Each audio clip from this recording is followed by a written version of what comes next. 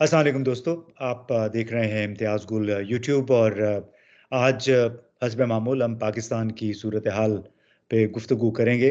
बहुत अखाड़ पिछाड़ हो रही है, इल्ज़ाम तराशियाँ, इल्ज़ाम जवाबी इल्ज़ाम चल रहे हैं।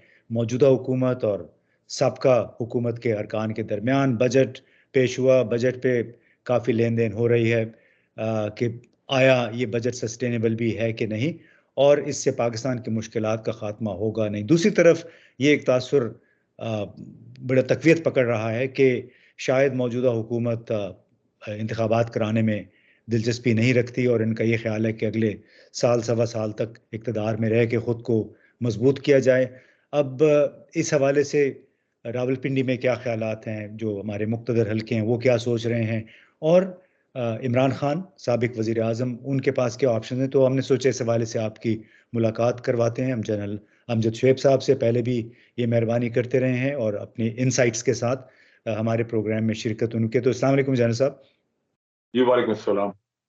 तो बताइएगा क्या आपको लग रहा है कि हुकूमत जो आई थी इंतखाबात के वादे पे और तवक्कुआत यही थी कि जल्द इंतखाबात की कम से कम तारीख का ऐलान कर दिया जाएगा, लेकिन ऐसे लग रहा है कि प्रोग्राम इनका कोई तब्दील हुआ। क्या ये हुकूमत अब चिपक गई है इक़्तिदार से? जी, बिस्मिल्लाहिर्रहमानिर्रहीम। देखिए इम्तियाज़ साहब, जो उन्होंने फैसले किए हैं, जिस तरह के अ, इन आप यूँ ले लीजिए कि 2 चीज़ें हैं।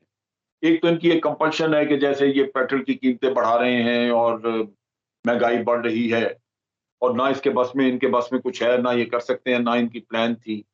तो उसका एक नेगेटिव फॉल आउट है जो कि इन्होंने किसी न किसी तरह उसको ज़ाइल भी करना है या ड्रॉप करना है। दूसरी तरफ जो इनके ऑब्जेक्टिव थे वो हैं इनके अपने करप्शन के केसेस और आइंदा इलेक्शन के लिए प्रिपरेशन, जिसमें कि रिगिंग की एक प्लान पूरी तैयार करनी।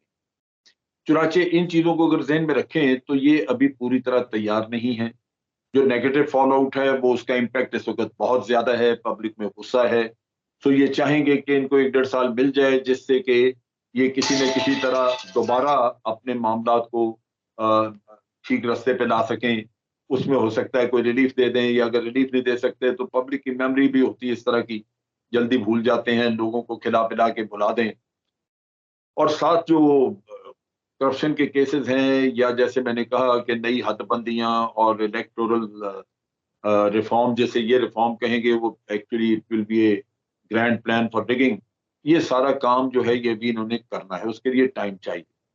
तो ये बड़ी सीधी-सी बात है कि वो लाज़िमन ये क्वेश्चन करेंगे कि भई अब हम आए हैं, अगर 8-10 दिन, 2 हफ्ते या 2 महीने, 3 महीने के लिए अगर आप चाहते हैं कि हम आएँ, तो हमें इसमें क्या हासिल हो?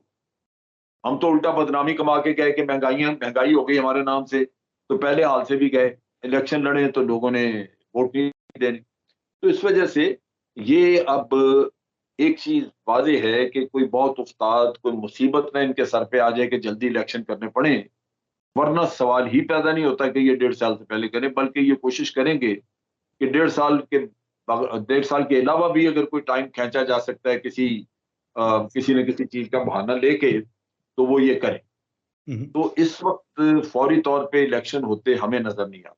हुँ, तो एक मुश्किल सूरत-ए-हाल आप समझते हैं पैदा हो गई है बिल्कुल, रावलपिंडी के लिए भी, इन्हें जनरल हेडक्वार्टर के लिए भी, सबके लिए। वो काफ़ी प्रेशर में आ देखिए गया आप जी, समझ। अगर अगर रावलपिंडी वाले कोशिश भी करें, तो ये एक पॉलिटिकल डिसीजन है जो ये हज़रात नहीं मानेंगे, क्योंकि उसमें इनका अपना वो मकसद पूरा नहीं होता है जिसके लिए ये आए। तो मकसद तो ये नहीं था कि अवाम का कुछ सोचना है या कुछ करना, मकसद तो यही है कि अपने मामला सीधे करने। जैसे ना नैब के लॉज़ आते ही उनको दुरुस्त किया, या ये कि इलेक्टोरल सिस्टम को इन्होंने टेम्पर किया जो भी पहले बना हुआ था। फिर ईसीएल से नाम निकाले, तो इनकी प्रायोरिटीज़ बड़ी मुख्तलिफ। हुँ, लेकिन अगर ये काम मुकम्मल हो जाता है किसी स्टेज पे, तो हो सकता है उस स्टेज पे ये सोचें, लेकिन नॉट एट दिस स्टेज। इस वक़्त तो कतई ये तैयार नहीं। हुँ। तो आप नहीं समझते कि जो सियासी क़यादत की इस वक़्त तरजीहात हैं, उसकी वजह से पाकिस्तान की फ़ौज जो आर्म्ड फ़ोर्सेस हैं, उन वो भी मुश्किल में पड़ गई हैं, गैर ज़रूरी तौर पे, गैर इरादी तौर पे बार-बार नाम उनका लिया जा रहा है। क्या ये किस हद तक मुनासिब है कि सारा तर मलबा जो है, कुछ लोग उन पे गिराने की कोशिश कर रहे हैं? देखिए, मेरा ख़्याल है ये मुनासिब नहीं है कि हम हर चीज का इल्जाम जो है वो फौज पाकिस्तान पे डालते हैं। इस स्टेज के ऊपर जिस तरह पहली गवर्नमेंट जैसे इमरान खान की गवर्नमेंट थी, मुझे याद है कि उसमें भी वो एडवाइस तो जरूर किया करते थे मुख्तलिफ वक्तों पे, इंटेलिजेंस इंफॉर्मेशन वगैरह की बुनियाद पे हुकूमत को एक एडवाइस दे दी जाती है, लेकिन फैसला बार सूरत उन्होंने खुद करना होता है। अब ये अवाम को समझना चाहिए कि पॉलिटिकल पार्टी इस वक्त जो एक पार्टी नहीं है, वो इतनी सारी पार्टीज जो हैं इसमें पीडीएम में शामिल, वो मिलके फैसले कर रही हैं। और उसमें पीपल्स पार्टी और पीएमएलएन की दो मेजर पार्टीज होने की वजह से इनकी से बहुत ज्यादा है। तो ये तो वो करेंगे जो पॉलिटिकली उनको सूट करता है, वो ये नहीं देखेंगे कि पॉलिटिकली अगर रेपुटेशन जीएचक्यू की खराब हो रही है या किसी और की, तो इनकी रेपुटेशन ठीक करने के लिए वो अपना पॉलिटिकल कैरियर खराब कर लें, वो ये नहीं करेंगे। हम्म, तो इस वजह से मैं समझता हूँ कि एट बेस्ट आर्मी कोई अगर इंटेलिजेंस रिपोर्ट्स हैं तो उसकी बुनियाद पे इनको एडवाइस तो कर सकती है कि इलेक्शन जल्दी कराएं, लेकिन ये फैसला करेंगे टोटली अपने मुफाद। अच्छा जनरल साहब, आपने ये जो बात की कि मुनासिब नहीं है कि हर मामले पे फौज का या फौज के सरबराह का जिक्र किया जाए, लेकिन कुछ लोग हैं, खास तौर पे जो पाकिस्तान से बाहर लोग हैं, वो बड़े परेशान हैं, जिनका दिल समझे कि वो पाकिस्तान में रहता है, दिल और दिमाग। तो वो बहुत बार बार बड़ी शदीद तनकीद कर रहे हैं फौज पे, जीएचक्यू पे, फौज के सरबराह पे। तो आपका इस हवाले से क्या नुक्ता नज़र है? क्या ये किस हद तक ये मुनासिब है? और वाकई ये इसमें कोई इल इंटेंशन नहीं है, बल्कि वो लोग समझते हैं कि पाकिस्तान जो तरक्की की राह पे था, उनकी नज़र में वो थोड़ा डिरेल हो गया है। देखिए, ये मेरा ख्याल है कि एक प्रोपेगेंडे के तहत ये चीज इस तरह की गई है। अफवाज पाकिस्तान की सबसे इंपॉर्टेंट स्ट्रेंथ, जो उनकी सबसे बड़ी ताकत है, वो हमायत है जो कि उनको पाकिस्तान के अवाम से मिलती है। और ये कभी भी नहीं हो सकता कि अफवाज पाकिस्तान ये सोचें भी कि वो ये हमायत खो बैठे, क्योंकि न्यूमेरिकली अगर आप देखें तो ये फौज छोटी है as compare to any other army, जिससे जो हमारे रिवर्स रीजन। लेकिन जब अवाम की स्ट्रेंथ होती है तो ये सब कुछ करने को तैयार हो। तो इस वजह से मेरा ख्याल है कि हमें समझना चाहिए कि ये फौज हमारा सेंटर ऑफ ग्रेविटी है, इसको डिस्टर्ब नहीं करना चाहिए और सारा मलबा इनके दरवाजे पे नहीं डालना चाहिए। असल चीज ये है कि आर्मी या हमारे इंटेलिजेंस के अदारे वो इमरान खान गवर्नमेंट को भी गाइड करते रहे और लाजमन इनको भी मशावरत देते हों, लेकिन फैसला चूंकि सियासतदान ने करना है। अब अगर वो गलत फैसला वो अपने मफाद में करते हैं तो बदकिस्मती ये है कि उससे एक गलत इंप्रेशन जाता है जो नहीं जाना चाहिए, क्योंकि फौज आईनी तौर पे ये सब कुछ नहीं कर सकती जो लोग तवक्को कर रहे हैं। मुझे याद है कि आर्मी ने यानी आईएसआई की रिपोर्ट्स की बुनियाद पे इमरान खान को ये कहा था कि आपकी पार्टी पंजाब में आपके हाथ से निकल रही है, क्योंकि बुजदार बहुत इफेक्टिव चीफ मिनिस्टर नहीं है, तो वहां के लिए कुछ करें। और हुआ वही कि बाद में फिर वो लोग जो है, आपको याद है कि जहांगीर तरीन के साथ मामला बिगड़ गए, राजा रियाज अलहदा, ये सारे, यानी जब जहांगीर तरीन का मुकदमा ये लेके गए अदालत में तो 40 लोग तो इनकी अपनी पार्टी में से निकल के जहांगीर तरीन के साथ हो गए थे उसको। जी। अब उसमें खराबी यही थी ओरिजिनल स्ट्रक्चर में कि जब इनिशियली ये पार्टी पावर में आई, पीटीआई, तो उस वक्त जब आपने इलेक्टेबल्स पे इन्हिसार किया तो हर इलेक्टेबल जो है उसका अपना अपना एजेंडा था, वो अपने मफादात की खातर आया था। जिनके मफादात पूरे नहीं हुए वो एंड पे इनको छोड़ने के लिए तैयार हो गए। तो ये एक बहुत बड़ा अलमिया है कि हम उस वक्त इक़्तिदार में आने के लिए, और अब मैं समझता हूँ कि इमरान खान को ये समझ आ चुकी है। अभी वो ये कहता है कि मैंने उस वक्त फैसला गलत किया, अगर मेरे पास स्ट्रेंथ नहीं थी तो मुझे इलेक्टेबल्स पे इन्हिसार नहीं करना चाहिए। हम्म। तो मैं समझता हूँ कि आइंदा के लिए उसकी भी सियासत बेहतर हो जाएगी, दुरुस्त हो जाएगी। लेकिन खराबी यही है कि ये जो पार्लियामेंट में लोग हम भेजते हैं, उस वक्त हमारे वोटर जो हैं ये नहीं सोचते कि ये हम दुरुस्त आदमी को अंदर भेज रहे हैं या नहीं। ये जो वोट को इज्जत दो का नारा लगा था, ये इन्होंने कौम को बेवकूफ बनाया। जिन्होंने इज्जत देनी थी वो खुद माल खाते रहे, और वोट तो इज्जत इसी तरह ही है ना। जिसने वोट देना है उसने पहले दुरुस्त आदमी को वोट दिया तो उसने वोट की इज्जत, फिर दुरुस्त आदमी ने अगर कौम का एतमाद लेके वोट लेके उसने अगर आगे से करप्शन नहीं की तो उसने भी वोट को इज्जत दी। लेकिन वो ये कहते हैं कि हम करप्शन भी करें, सब कुछ करें, वोट को इज्जत आप दें, आप चल। पकड़े ना, बस आप हाथ ना लगाएं, लिहाजा आपने वोट को इज्जत देनी। तो ये गलत है, लोगों को समझना चाहिए। हम्म। तो ये बताइए कि इमरान खान साहब यानी साबिक वजीर आजम के पास इस वक्त अब क्या ऑप्शंस हैं? ऐसे लगता है कि उनको भी दीवार के साथ लगा दिया गया है।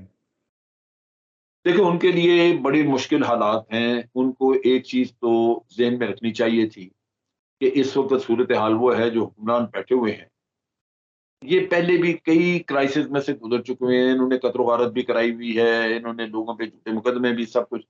तो ये पीटीआई में इतनी सख्त नहीं है कि वो इस तरह का इनके ऊपर जो जिस तरह इन्होंने लॉन्ग मार्च के दौरान किया, उनके साथ इस तरह की कोई कार्रवाई करें, तो ये सह जाएँगे, इनके लिए मुश्किल होगा। हुँ, दूसरी बात ये है कि इनको जीएचक्यू की तरफ कतई नहीं देखना चाहिए। हमेशा वो इक़्तिदार जो अवाम के कंधों पे बैठ के आएगा, वो देरपा होगा और जो इक़्तिदार आप दाएँ-बाएँ से हेल्प लेके आएँगे, वो देरपा नहीं होगा, उसमें हमेशा मुश्किलात आएँगी। हुँ, लिहाज़ा इस वक़्त इमरान खान को अपना पब्लिक कॉन्टैक्ट बढ़ाना चाहिए था। जो लॉन्ग मार्च का मसला हुआ, उसके बाद से आप देखिए कि पब्लिक कॉन्टैक्ट जो है, वो बड़ी हद तक कम हो गया। ये बनी-गला में बैठ के अब ऑपरेट कर रहे हैं, जो कि मैं समझता हूँ इनके लिए डैमेजिंग होगा। दूसरी चीज़ ये है कि इनको ज़हन से निकाल देना चाहिए, ये जो लॉन्ग मार्च की बड़ी खुशी और ख़्वाहिश है ना, लॉन्ग मार्च की एक हिस्ट्री है जिसमें आप देखिए कि आज दिन तक पाकिस्तान में तो कम से कम ना कोई रिजीम चेंज हुई है किसी लॉन्ग मार्च से। हर पार्टी ने ये शौक पूरा किया है। लॉन्ग मार्च का शौक हर पार्टी ने पूरा किया है। लेकिन उससे हुआ कुछ नहीं। धरने पूरे किए, 126 दिन का उन्होंने धरना किया था, नवाज़ शरीफ की गवर्नमेंट नहीं जा सकी। तो इनको बदलना चाहिए स्ट्रैटेजी। गवर्नमेंट जो है वो उस वक़्त इनसे मुज़ाकरात करेंगी जब वो समझें कि वो हुक्मरान तो हैं लेकिन हुकूमत चला नहीं सकते। हुँ, वो कैसे होता है जैसे हड़तालें हो जाती हैं, ऑफिसेज़ का लोग बायकॉट कर देते हैं, पहिया जाम हो जाता है। कई ऐसी चीज़ें हैं जो कि आप अगर देखें तो गवर्नमेंट आपको नज़र आती है लेकिन फंक्शनल नहीं होती।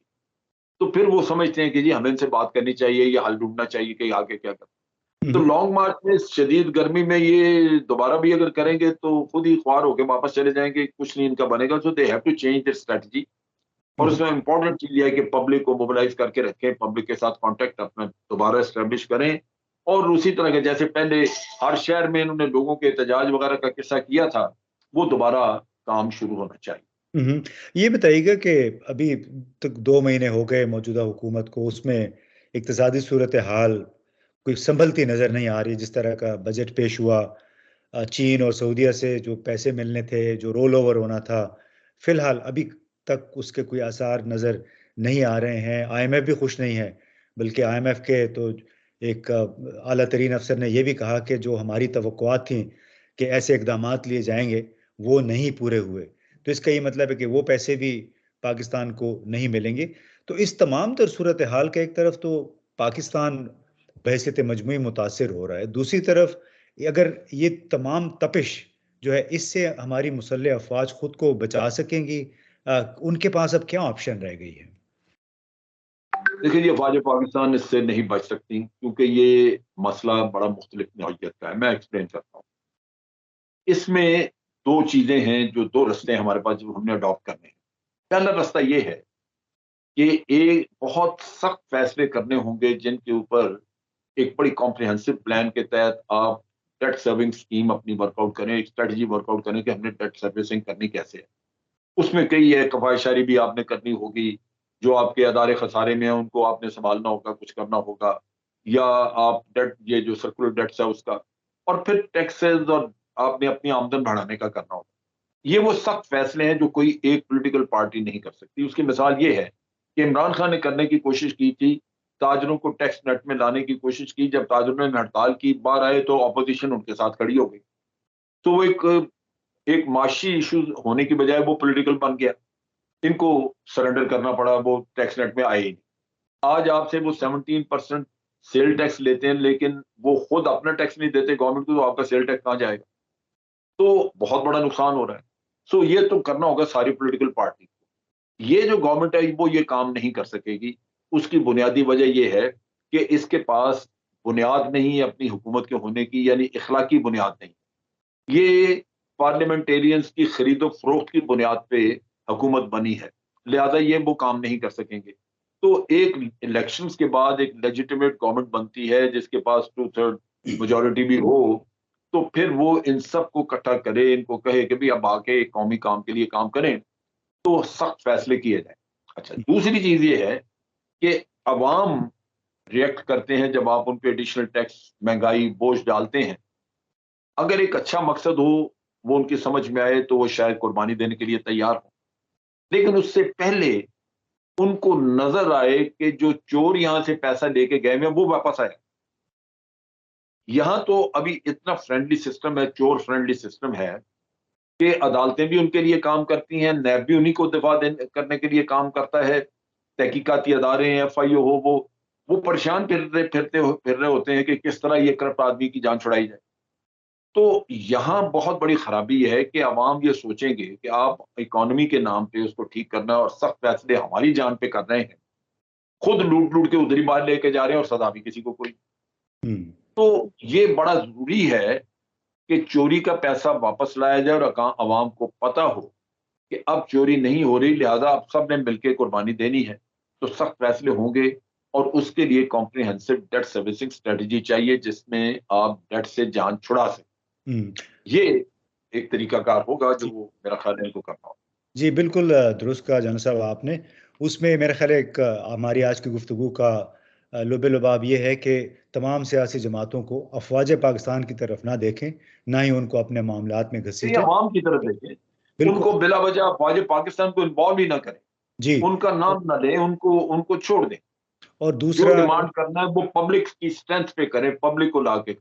बिल्कुल, यानी अवामी मैंडेट के ज़रिए आएँ। और उसके अलावा एक और जनरल साहब की गुफ्तगू का एक बड़ा नुक्ता ये है कि ये जलसे जुलूस, लॉन्ग मार्च, इसकी बजाय तमाम जमातें मिल के इस मुल्क के इक्तिसादी इस्लाहात के लिए कोई रोड मैप पे उसके बगैर इत्तेफाक, हो नहीं सकती।